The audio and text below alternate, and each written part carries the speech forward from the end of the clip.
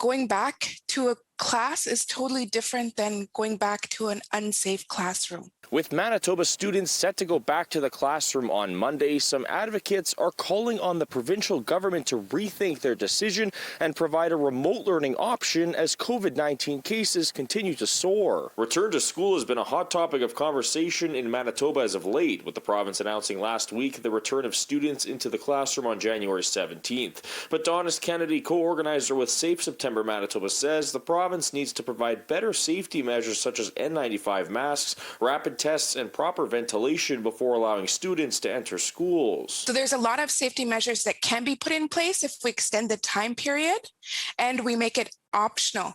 Remote learning, school-based remote learning options for students and family that do want them. Education Minister Cliff Cullen argues that the current phased-in approach for return to school will ensure in-person learning in the long term, but Kennedy says schools won't be safe without proper measures in place. They're giving up on students, they're giving up on staff, they're giving up on families. It's challenging and difficult, very stressful for parents, kids, and for educators. Winnipeg substitute teacher Mike Morose says he was in 5 different schools in 5 days the week before the holidays. He says he doesn't feel safe going into schools and is doing everything he can to protect himself and his students. There are going to be high absenteeism, a high rate of absenteeism amongst teachers because they're getting sick.